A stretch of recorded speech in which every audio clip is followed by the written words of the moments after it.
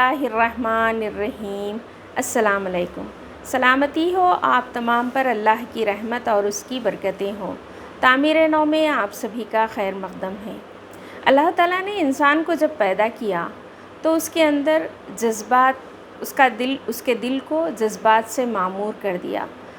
اچھے جذبات بھی ہیں انسان کے اندر، اور ایسے جذبات بھی ہیں جس سے انسان کی شخصیت بگڑ جاتی ہے۔ اچھے جذبات ایسے جیسے کہ ہمدردی، محبت، خلوص اور الفت، انسیت، درگزر کرنا، یہ اچھے جذبات ہیں جس کی وجہ سے اس کی شخصیت میں نکھار آتا ہے اور معاشرے میں امن قائم ہوتا ہے، معاشرے میں آپس میں ایک دوسرے سے اتحاد بڑھ جاتا ہے، ایک دوسرے سے محبت ہو جاتی ہے۔ اسی طرح سے انسان کے پاس کچھ ایسے جذبات بھی ہیں جو پیدائشی ہیں، ہر انسان میں ہوتے ہیں، کہ ایسے جذبات جس سے نقصان بھی ہو سکتا ہے، جیسے کہ غصہ، کینہ، حسد، بغض، عداوت، یہ تمام کیا ہیں، ان سے فتنے پیدا ہوتے ہیں، معاشرے کا امن خراب ہو جاتا ہے اور شخصیت خراب ہو جاتی ہے، انسان کی شخصیت کو دھکا دینے والے ہوتے ہیں۔ تو یہ دونوں کو بھی اللہ تعالیٰ نے پیدا کیا ہے اور انسان کے ساتھ رکھا ہے۔ اب یہ جو خراب جذبات ہیں انسان کے، اس پر اگر انسان وقت پہ قابو پا لے تو یہی انسان کی جیت ہوتی ہے، یہی انسان کا جہاد ہوتا ہے۔ ایک دفعہ کا ذکر ہے کہ نبی کریم صلی اللہ علیہ وسلم اپنے اصحاب کے ساتھ بیٹھے ہوئے تھے اور ان سے نبی کریم صلی اللہ علیہ وسلم نے سوال کیا، پہلوان کون ہے؟ ایک صحابی نے فوراً جواب دے دیا، اے اللہ کے پیارے نبی، پہلوان وہ ہے جو دوسروں کو پچھاڑ دے، جو پچھاڑنے والا ہوتا ہے، جو طاقتور ہوتا ہے، وہ پہلوان ہے۔ آپ نے کہا نہیں۔ تو پھر صحابہ نے فرمایا، اے اللہ کے پیارے نبی، آپ فرما دیجئے پہلوان کون ہے؟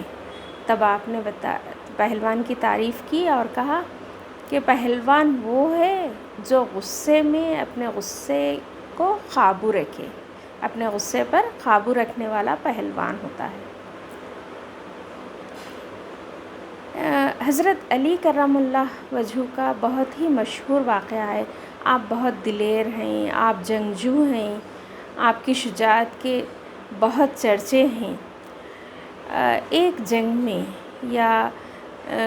جنگ کا واقعہ ہے کہ آپ ایک کافر پر حملہ آور ہوتے ہیں اور ایک کافر پر پوری طرح سے قابو پا لیتے ہیں، اس کو اپنی گرفت میں لے لیتے ہیں اور اس کے سینے پر سوار ہو جاتے ہیں۔ بس یہ ہے کہ مارنا ہی ہوتا ہے۔ ایسے میں وہ کافر کیا ہوتا ہے، آپ کے چہرے پہ تھوک دیتا ہے، تو آپ فوراً ہٹ جاتے ہیں اور تلوار کو اپنی نیام میں ڈال دیتے ہیں۔ تو وہ کافر بولتا ہے کہ حیران ہو جاتا اور پوچھتا ہے کہ اے علی، کیا ہوا کہ آپ مطلب مجھ پر پورا قابو پا لیے تھے، پھر ایسا کیا ہوا کہ آپ مجھے چھوڑ دیے؟ تو حضرت علی فرماتے ہیں، میں نے تجھے اللہ کے لیے مارنا تھا، لیکن جب تو تھوک دیا میرے منہ پر تو میرا غصہ ابل پڑا، تو میں اپنی ذاتی غصے کے اظہار کے لیے کسی کو مار نہیں سکتا، کسی کو قتل نہیں کر سکتا۔ تو اس طرح سے اصحاب اجمعین ہمارے لیے ایک سبق دیتے ہیں کہ غصے پہ کیسے قابو پانا۔ ہمارا غصہ بھی اگر غصہ ہو تو اللہ کے لیے ہونا، کہ کوئی اللہ کی مرضی کا کام نہیں کر رہا ہے، جو اپنے ماتحتین ہیں، اپنے گھر والے ہیں، اگر وہ اللہ کی مرضی کا کام نہیں کر رہے ہیں تو غصہ ہونا وہاں پہ ٹھیک ہے۔ لیکن غصہ اس کے لیے ہو کہ دشمنی نکال لے، غصہ اس کے لیے ہو کہ حسد کی وجہ سے ہو، یہ غصہ کیا ہے، بیجا غصہ ہوتا ہے۔ اسی طرح سے حضرت امام زین العابدین کا واقعہ بھی بہت مشہور واقعہ ہے کہ اس زمانے میں باندیاں ہوتی تھیں، غلام ہوتے تھے گھروں میں، جس طرح آج کل گھروں میں جھاڑو پوچھا کرنے والے ہوتے ہیں یا کسی کے بڑے گھروں میں سپروائزر ہوتے ہیں، تو اس طرح سے اس زمانے میں غلام یا باندیوں کا رواج تھا۔ آج کے دور میں نہیں ہے وہ رواج۔ حضرت امام زین العابدین، کوئی مہمان ان کے گھر آئے تو اپنی باندی کو حکم دیے وہ کہ شوربہ گرم کر کے لے آؤ۔ جب باندی شوربہ گرم کر کے لے آئی، اس کا پیر الجھ گیا اور سارے کا سارا شوربہ گرم گرم شوربہ حضرت امام زین العابدین کے جسم پر گر گیا۔ تو سوچئے کہ کتنا شدید جلن ہوئی ہوگی، کیونکہ ایک تو لکوڈ ہے اور دوسرا بہت زیادہ گرم ہے، تو کتنی شدید جلن ہوئی ہوگی، کتنا ان کو تکلیف ہوئی ہوں گی۔ اور تکلیف کی حالت میں انسان کیا ہوتا ہے، بے قابو ہو جاتا ہے۔ تو وہ غصے کی جلال کی نظروں سے اس باندی کو دیکھی، تو وہ انہی کی تربیت یافتہ تھی نا، ایک مومن کی، ایک متقی پرہیزگار آدمی کی تربیت یافتہ باندی تھی، اس کو قرآن ازبر تھا، تو فوری اس نے کہا قرآن مجید کی آیت ہے سورہ آل عمران آیت نمبر 134 میں ہے، اس کو جو آیت کا جتنا حصہ ضروری تھا اس نے پڑھ دیا، کہا کہ والکاظمین الغیظ، اے غصے کو پی جانے والے۔ تو آپ نے فوراً رپلائی میں کہا ہے حضرت امام زین العابدین نے، میں نے غصے کو پی لیا، اپنے آپ کو قابو میں رکھ لیے، وہ کچھ لتاڑے نہیں، کچھ اس سے باز پرس نہیں کیے۔ پھر اس نے کہا والعافین عن الناس، اور لوگوں کو معاف کر دینے والے۔ تو آپ نے کہا جا میں نے تجھے معاف کر دیا۔ پھر اس نے کہا واللہ یحب المحسنین، اور اللہ تعالیٰ محسنوں سے محبت کرنے والے ہیں، احسان کرنے والوں سے۔